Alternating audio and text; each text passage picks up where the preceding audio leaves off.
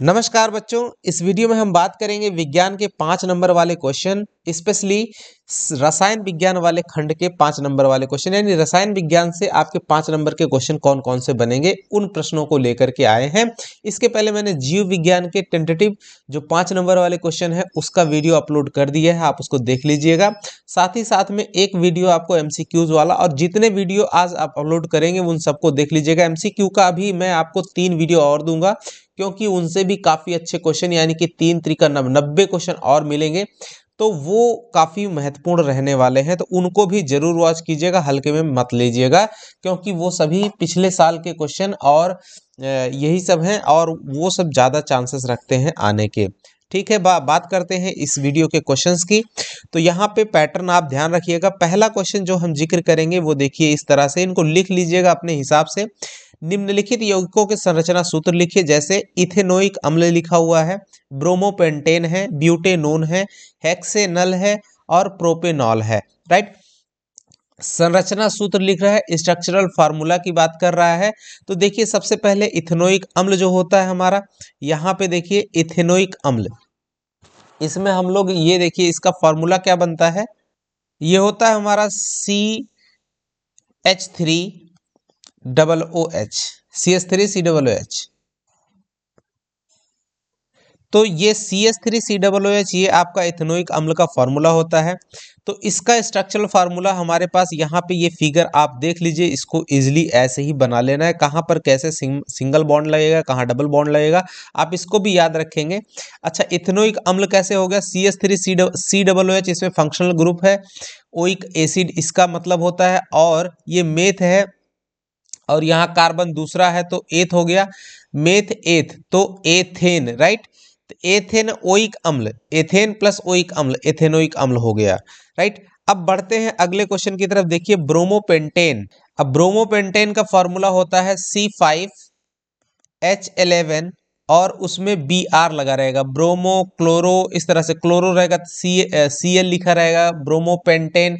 Right, pentane का मतलब होता है 5 कार्बन। देखिए पेंटेन में आपका 5 कार्बन हो जाएगा, पेंटेन कह रहा है तो जाहिर सी बात है C5H11 और ब्रोमो Br लगा रहेगा। तो इस तरह से इसका स्ट्रक्चरल फार्मूला बनेगा, क्लोरो ब्रोमो।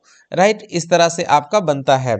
आगे बढ़ते हैं, ब्यूटेनोन, ओन इसमें लगा रहेगा, यानी कि एक कीटोन ग्रुप का है, फंक्शनल ग्रुप इसमें लगेगा ब्यूटेनोन। इसका जो फार्मूला होता है ये हो जाएगा आपका C4H8O, C4H8O। आप गिन लीजिए, जैसे 1 2 3 4 कार्बन है। Meth, meth eth prop but, but हो गया, और ओन यानी कि C डबल बॉन्ड O से कनेक्टेड रहेगा एक, और H8 रहेगा। राइट, तो इस तरह से हमको बनाना है। अगला है हेक्सेनल। हेक्सेनल में आप देख सकते हैं इसमें भी, तो इसमें हम लोगों का जो फार्मूला बनेगा C6H12 और O। तो ये आपका हेक्सेनल का फार्मूला, और स्ट्रक्चरल फार्मूला में इस तरह से आपको बनाना है। बात करते हैं प्रोपेनॉल की। Propanone, propanol. राइट, ऑल इसमें आ रहा है, यानी कि OH फंक्शनल ग्रुप लगेगा, और ये प्रोपे है, फे नहीं, प्रोपेनॉल, इसको सही कर लीजिएगा। तो इसका जो फार्मूला बनता है इसमें बन जाएगा C3H8O। अब कुछ करना नहीं है, बस जितने ये लिखे हुए इन्हीं को काउंट कर लेना है। राइट, और इस तरह से इसका कनेक्शन बनेगा, और ये जो है आपका स्ट्रक्चरल फार्मूला हो गया बच्चों। तो एक क्वेश्चन स्ट्रक्चरल फार्मूले पे आएगा, और उम्मीद करता हूं कि इन्हीं में से आएगा, और इस तरह से ही आएगा। राइट, अब बढ़ते हैं अगले क्वेश्चन, दूसरे नंबर के क्वेश्चन पे। देखिए इसमें भी आपको किस तरह के क्वेश्चन दिए गए हैं, 1 2 3 4 5, एक एक क्वेश्चन के दिए, मतलब देखिए इसमें देखिए 2 क्वेश्चन, समझाती श्रेणी क्या है उदाहरण के साथ समझाइए, ये 2 नंबर का क्वेश्चन, और ये 3 नंबर का क्वेश्चन मिला के 5 नंबर, ऐसे ही बनता है। तो ये दूसरा क्वेश्चन है। देखिए कह रहा है समझाती श्रेणी क्या है, कार्बनिक यौगिकों का वह समूह जिनका सामान्य सूत्र एवं क्रियात्मक समूह एक जैसा होता है उसे समजात श्रेणी कहते हैं, तथा उसके सदस्यों को समजात गण कहते हैं। अब आगे बताना, इसके 2 उदाहरण बताइए। इसके 2 के बीच CH2 सिंगल बॉन्ड CH2 का अंतर होता है, तथा प्रत्येक क्रमागत सदस्य के अणुभार में 14U का अंतर होता है। जैसे एग्जांपल में बता दिया, मेथेनॉल का फॉर्मूला लिख दिया, एथेनॉल का फॉर्मूला लिख दिया। राइट, और उसके बाद यहाँ पे प्रोपेनॉल भी लिख दिया, चूंकि 2 ही बताना था तो 2 का यहाँ लिखना था, तीसरा कोई जरूरत नहीं थी, लेकिन आप फिर भी रख सकते हो। प्रोपेनॉल ऊपर में ही लिखा हुआ है, यहाँ पे देखिए मैंने यहाँ स्ट्रक्चरल फार्मूला में भी बताया, प्रोपेनॉल वाला ये वाला देखिए, और उसका भी एग्जाम्पल बता दिया, समझाते श्रेणी एक जैसे। अब दूसरा क्वेश्चन क्या है कि एथेनोइक अम्ल, एथेनोइक अम्ल यहाँ पर देखिए यहाँ पे है CH3COOH, यहाँ पे अभी ऊपर में भी शायद हम लोगों ने एथेनोइक अम्ल का फार्मूला जो है स्ट्रक्चरल फार्मूला बनाया था, एथेनोइक अम्ल, ये देखिए CH3COOH का फार्मूला जनरेट किया था, वही पूछ रहा है यहाँ पे आपसे फिर क्वेश्चन में कि कह रहा है निम्न का इलेक्ट्रॉन बिंदु संरचना बनाना है, आपको इलेक्ट्रॉन पॉइंट में संरचना बनाना है। तो इलेक्ट्रॉन बिंदु में इस तरह से रहेगा, उसमें बॉन्ड को शो नहीं करना है बच्चों।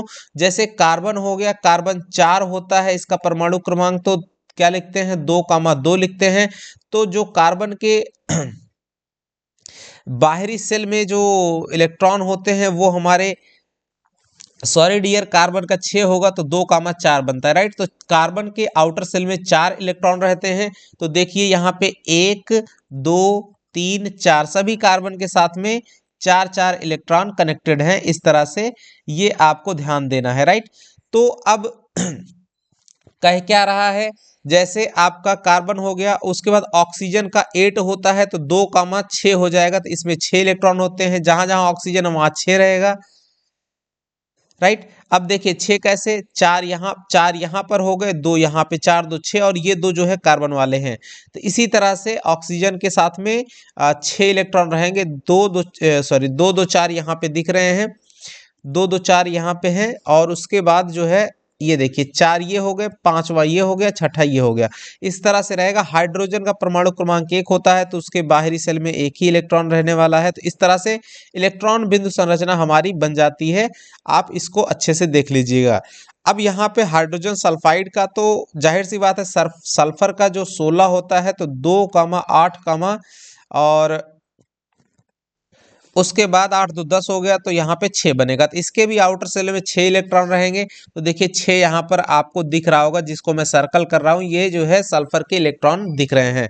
हाँ, आप इस तरह से बना सकते हैं, बना सकते हैं, ऐसे ही बनाना है, जब बिंदु संरचना कहेगा तो इस तरह से बनाना है। अब आगे देखिए प्रोपेनॉन का बनाना है तो इस तरह से बना देना है, जैसे फार्मूला था वहां पे। एक्चुअली ये बॉन्ड से कनेक्टेड है, बस उनको हमको बिंदु के रूप में दिखा देना है। बॉन्ड होता क्या है, सिंगल बॉन्ड है, ये एक इलेक्ट्रॉन से कनेक्टेड है, 2 अगर हो गए पेयर में एक साथ तो डबल बॉन्ड बन जाता है, राइट। तो ये चीज है। तो यहाँ पे जैसे ऊपर में हमने फंक्शन स्ट्रक्चरल फार्मूला देखा था, उसमें हमने बॉन्ड बनाया था, बॉन्ड की जगह पे बस इलेक्ट्रॉनों को दर्शा देना है, बस इसको बिंदु संरचना कहते हैं। आगे बढ़ते हैं अगले क्वेश्चन की तरफ। ये काफी इंपॉर्टेंट क्वेश्चन है। देखिए ये क्वेश्चन में 18 नंबर नहीं देखना, ये तीसरा नंबर का क्वेश्चन मैं आपके लिए रखा हूं। 1 नंबर 2 नंबर 2 नंबर मिला करके 5 नंबर का ये पूरा का पूरा क्वेश्चन रहने वाला है। एक ऐसी धातु का नाम लिखिए जो हथेली पर रखने से पिघलने लगती है, तो आंसर क्या है, पारा। अब अगला कह रहा है 2 उभयधर्मी ऑक्साइडों के नाम लिखिए। उभयधर्मी ऑक्साइड कौन से होते हैं, उभयधर्मी ऑक्साइड वो होते हैं जो आपका दोनों तरह से काम करे, अम्लीय और क्षारीय रूप में दोनों तरह से काम करे। जैसे एल्यूमिनियम ऑक्साइड और जिंक ऑक्साइड बहुत ही प्रॉपर एग्जाम्पल है उभयधर्मी ऑक्साइड का। और देखिए कितना सटीक आंसर है। अब इसमें ज्यादा आपको कहानी नहीं लिखना है। आयनिक यौगिक ठोस अवस्था में विद्युत का चालन नहीं करते हैं, परंतु गलित अवस्था में या जलीय विलयन के रूप में विद्युत का चालन करते हैं। इसके पीछे का वैज्ञानिक रीजन आपको बताना है। देखिए आंसर में लिखेंगे आयनिक यौगिक ठोस अवस्था में विद्युत का चालन नहीं करते हैं, लेकिन जलीय विलयन के रूप में विद्युत का चालन करते हैं। इसके पीछे वैज्ञानिक कारण यह है कि आयनिक यौगिकों के द्रवणांक और क्वथनांक, राइट, तथा द्रवित अवस्था में जलीय विलयन में ये विद्युत के सुचालक होते हैं, राइट। तो द्रवणांक और क्वथनांक ये 2 चीजें होती हैं जो मैटर करती हैं, और साथ ही साथ में द्रवित अवस्था में जलीय विलयन के ये विद्युत सुचालक होते हैं। इसलिए इनमें जो है लिक्विड स्टेट में या फिर जो है आपका विलयनी या गलित अवस्था में इनमें इलेक्ट्रॉन फ्लो होता है, अदरवाइज नहीं। आगे बढ़ते अगले क्वेश्चन की तरफ। देखिए पारे के एक मुख्य अयस्क का नाम, तो यहाँ पे एक नंबर का क्वेश्चन यही बन गया। एवं सूत्र लिखिए, 1 नंबर का क्वेश्चन ये बन गया।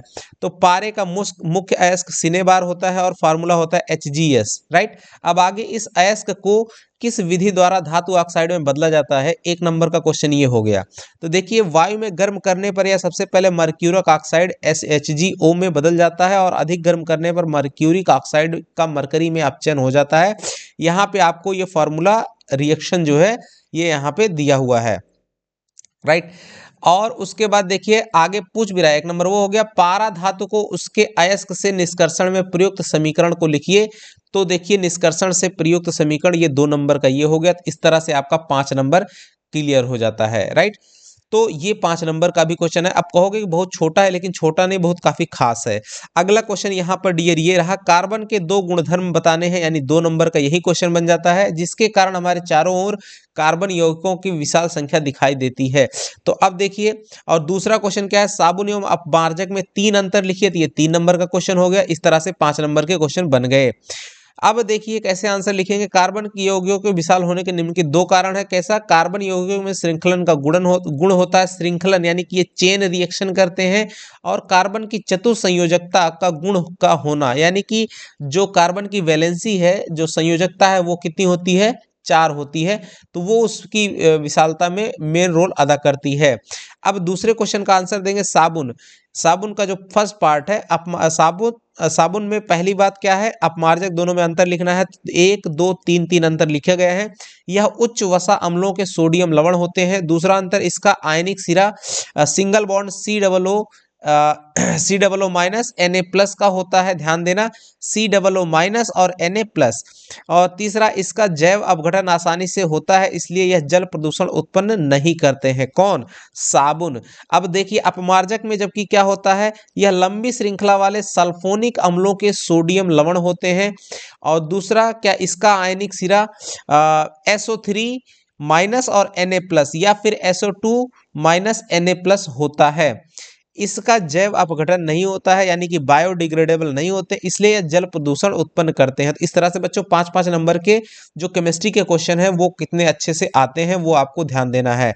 कुछ चित्रात्मक क्वेश्चन भी आते हैं, जैसे फिगर दे करके आपको जो है पूछ लेगा। जैसे देखिए 1 नंबर में क्या है, 2 नंबर क्या है, 3 क्या है, 4 क्या है, 5 क्या है, फिगर दे दिया। अब इनके नाम लिख देना है बस, सीधे सीधे। देखिए यहाँ पे चित्र में तांबे का विद्युत अपघटनी परिष्करण को दिखाया गया है। 1 2 3 4 5 का नामांकन आपको करना है। तो पहले नंबर पे ये जो रॉड लिखी हुई है, देखिए ऋणात्मक है। ऋणात्मक जो छड़ होती है उसको हम लोग कैथोड कहते हैं, तो पहला नाम क्या हो जाएगा, कैथोड। और धनात्मक छड़ को बच्चों हम लोग एनोड कहते हैं, तो उसका नाम एनोड हो जाएगा। अब तीसरे नंबर पे ये जो लिखा हुआ वो अम्लीय कॉपर सल्फेट का विलयन है, राइट। अम्लीय कॉपर सल्फेट यानी कि CuSO4 का विलयन है ये। तो अम्लीय कॉपर सल्फेट। अब अपद्रव्य है चौथे जगह पे, देखिए यहाँ पे हमारे टैंक में ये जो स्थित है ये क्या है, अपद्रव्य है। और Cu+ आयन जनरेट होता है कहाँ पर, ये जो चीज दिख रही है ये आपका Cu+ आयन हो गया। तो ये क्वेश्चन अगर आता है तो काफी इजी और बड़े ही सिंपल तरीके से आप आसानी से लिख सकते हो, याद रखना इनको। अगले क्वेश्चन की बात करते हैं। 6 नंबर नहीं है एक्चुअली, 2 नंबर के 2 क्वेश्चन और हमने ऊपर में डिस्कस किए। ये भी फिगर का ही क्वेश्चन है। 1 2 3 और 4 5 आपको बताना है कि ये क्या चीज है। अब देखिए इसमें कौन सा है, चित्र में लवण के विलयन की चालकता का प्रयोग दिखाया गया है, राइट। तो इसमें ये तो पहला वाला क्या हो जाएगा, बल्ब हो जाएगा, सबको पता है। दूसरा वाला ये क्या है, की है, स्विच जिसको कहते हैं, कुंजी या चाबी। अब उसके बाद की बात कर रहा है तीसरा नंबर, देखिए अब ये जो स्विच है ये यहाँ धनात्मक सिरे से जुड़ी हुई है। तो धनात्मक सिरे से जुड़ी हुई जो छड़ है वो ग्रेफाइट की छड़ होती है। अब देखिए बीकर चौथा, ये यहाँ पे बीकर। अब इसमें जो है आप जो भी सही करिएगा वो आपका नंबर इजीली मिल जाएगा। और ये लवण का विलयन है ये वाला, राइट। तो कोई भी लवण लिया गया है जिसको हम लोग दिखाते हैं कि लवण में जब इलेक्ट्रिसिटी फ्लो करते हैं तो उसमें इलेक्ट्रिसिटी विद्युत संचालित करते हैं, तो विद्युत धारा का प्रवाह होता है, राइट। इस तरह के क्वेश्चन काफी अच्छे हैं, अगर आ जाते हैं तो बहुत मच बेटर है। अगला क्वेश्चन है, देखिए आयनिक आबंध क्या है और आयनिक यौगिकों के गुणधर्म लिखिए। इलेक्ट्रॉन के स्थानांतरण द्वारा Na2 के निर्माण को दिखाइए। 1 नंबर ये हो गया, 1 नंबर ये हो और 3 नंबर या फिर आपका 1.5 नंबर करके, ऐसे करके 2 नंबर का ये बना सकता है। कुल मिला के ये 5 नंबर का क्वेश्चन है। यहाँ पे देखिए 3 चीजें पूछी गई, 1 2 और 3, राइट। तो देखिए वह स्थिर वैद्युत आकर्षण बल जो दो विपरीत आयनों को एक साथ बांधे रखता है आयनिक आबंध कहलाता है। आयनिक आबंध वाले अणुओं में धनायनों और ऋणायनों के बीच प्रबल आकर्षण बल की उपस्थिति के कारण निम्नलिखित गुण देखे जाते हैं। कौन कौन से, तो देखिए यहाँ पे कहने का मतलब ये 2 नंबर गुणधर्म ये आपका 2 नंबर का होना चाहिए डियर, और 2 नंबर का ये बनेगा। आयनिक आबंध में पहला गुण क्या होता है, आयनिक आबंध सभी बंधनों से मजबूत होते हैं। दूसरा, आयनिक आबंध में चार्ज पृथक्करण होता है और इसलिए वे उचित माध्यम में सभी बंधनों से सबसे अधिक प्रतिक्रियाशील होते हैं। तीसरा, आयनिक आबंध अणुओं का गलनांक और क्वथनांकुच होता है। और चौथा, आयनिक आबंध अणु अपने जलीय घोल में या फिर पिघली हुई अवस्था में बिजली के अच्छे संवाहक होते हैं। ऐसा आयनों की उपस्थिति के कारण होता है जो आवेश वाहक के रूप में काम करते हैं। अब इलेक्ट्रॉन के स्थानांतरण द्वारा Na2 का जो है आपको निर्माण बताना है बच्चों। MgO का भी आता है, राइट, मैग्नीशियम ऑक्साइड का भी आता है। इसी तरह से जैसे Na2 बना हुआ है ऐसे आप MgO का भी बना सकते हैं, यहाँ पे दे सकता है। तो देखिए सोडियम लिखा हुआ है, सोडियम का जो हमारा परमाणु क्रमांक होता है 11 होता है, इलेक्ट्रॉनिक विन्यास लिखा हुआ 281। तो यहाँ से जो एक इलेक्ट्रॉन है ये क्या करेगा, त्याग करेगा, तो इसलिए ये Na+ बना देता है, राइट। जब त्याग करेगा तो Na+ अगर लेता है तो अब ऑक्सीजन का होता है 2 6 यानी 8 होता है। तो इसको चाहिए क्या कि ये दो इलेक्ट्रॉन लेकर के अपना अष्टक पूरा करेगा और अस्थाई स्टेबल बनेगा। चूंकि लेगा इसलिए O- या O2- आप O2- बना देता है, राइट। अब यहाँ पे O- जब जनरेट करेगा, अब यहाँ पे आपको करना क्या है, बस संरचना सूत्र ये बना हुआ है। आप यहाँ पे इस तरह से ये संरचना सूत्र बना देंगे, ये हमने यहाँ पे लिखा। अब Na 2 Na ले लिया, राइट। क्यों ऐसा लिया, क्योंकि Na2 दो ठो है, Na2 लिखा हुआ है तो 2 Na रहेगा, एक Na ये हो गया, एक Na ये हो गया, और प्लस में ऑक्सीजन एक सिंगल है। तो इस तरह से हमने लिया। अब Na के पास में कितने चार्जेस हैं, प्लस के एक एक चार्जेस हैं, तो एक एक यहाँ पे ये देखो ये सिंगल सिंगल दिखा दिया गया। प्लस ऑक्सीजन के पास में कितने हैं, ऑक्सीजन के पास में क्या होते हैं, 6 हैं, तो उनको क्रॉस से दिखाया गया, 2 2 4 2 6। इसको चाहिए कितने की, 2 की चाहिए, तो ये एक जाके इससे शेयरिंग कर लिया और एक जाकर के इसको क्या कर देता है, शेयरिंग नहीं कर रहा है, एक्चुअली ये दे रहा है। देखिए Na क्या देता है, इलेक्ट्रॉन निकालता है, तो ये एक इलेक्ट्रॉन अपना ये वाला निकाल के इसको दिया, ये वाला ये निकाल के दिया। अब ये भी स्टेबल हो गया और ये भी स्टेबल हो गया, दोनों मिलकर के न्यूट्रल हो गए और बना देते हैं Na2+ और O-। इस तरह से आपको संरचना सूत्र बनाना। ऐसे MgO का भी बना लीजिएगा क्योंकि ये भी बहुत खास है।